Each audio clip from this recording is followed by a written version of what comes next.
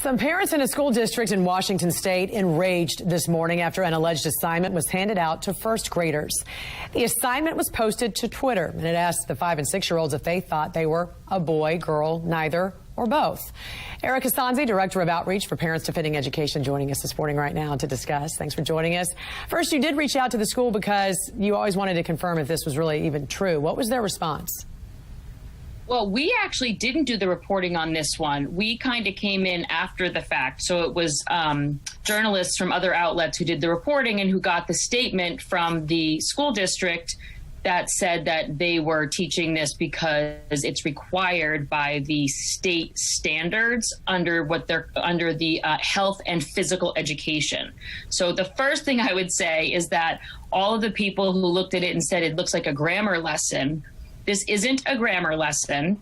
In fact, this is a health and physical education lesson, according to the school district. But you'll notice there is no actual mention of grammar here, right? They don't explain. We don't see these children learning what a pronoun actually is or what the purpose that it serves. They're not talking about subject pronouns, object pronouns, possessive pronouns. They are only talking about pronouns in the context of gender ideology. And so just for everyone that is out there sort of debating what this is physical education and health in first grade in this school district. In fact, the school district wrote a statement that, quote, the Edmonds School District is required to teach state standards. They wrote one component of the Washington State Health Education Standards includes a section on self-identity. It also includes sections on healthy relationships, growth and development, wellness, safety, as well as some other areas. As you referenced, first grade, the standard for self-identity states explain that there are many ways to express gender. Teachers use the standards to design lessons to provide a variety of age-appropriate and grade-level learning. So they actually have a curriculum and lessons to go along with this as well. What does that look like? Do we know?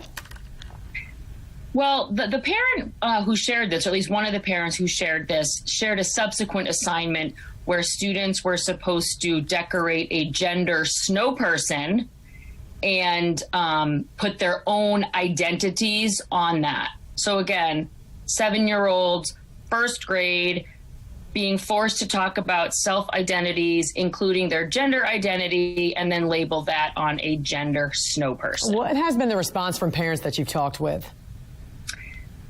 So what we see coming from parents is that they are first sort of stunned, like they kind of they can't believe that what they're seeing is actually happening with their first graders. They're alarmed that they weren't aware of it. And then they're also, I think, angry and frustrated that they're being forced now to engage in conversations that their kids are blindsiding them with, because suddenly their kids are coming home and talking about their confusion about their gender. Why did you assign me to be a boy, Daddy?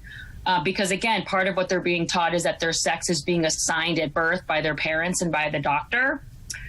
As opposed to just an observable fact when the baby comes out. And also, children are expressing, again, almost a little bit of fear and anxiety because they're being told that what they've been told their whole life about their gender may not be true, and that their biological sex, that their actual, anatomy doesn't mean anything as it relates to their gender identity. Yeah, and the alarming part, which is confusing for anyone. Now imagine being in first grade. Right. And the alarming part for parents who saw this and were outraged was that, again, as you said, they didn't know this was happening, but this is not the first example where this is taking place for our folks at home who say this doesn't happen in their school. This was so prevalent, in fact, that Florida just passed a law prohibiting this kind of curriculum for K through third graders, 5 to 8-year-olds. Is this so normal now for education that states are passing laws to make sure it's banned? It's very normal in the sense that this isn't just a school or two going rogue. And I think that's where parents are a bit confused about what's going on. Much of this is coming in through state policy and what's called state guidance. But guidance has sort of it sounds like a mild word, but really guidance means like extreme pressure.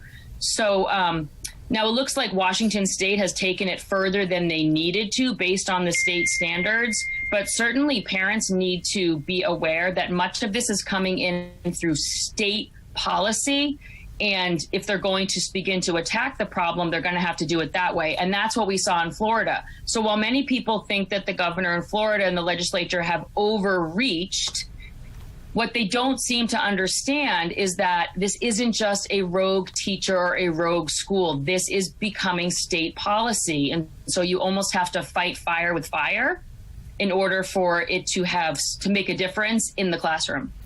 Erika Sanzi, great talking to you this morning. Again, your organization, Parents Defending Education, in which you're the director of outreach, and that's where folks can also be a whistleblower and let you know what's going on in their school district. We appreciate you joining us this morning. Have a good one. Thank you.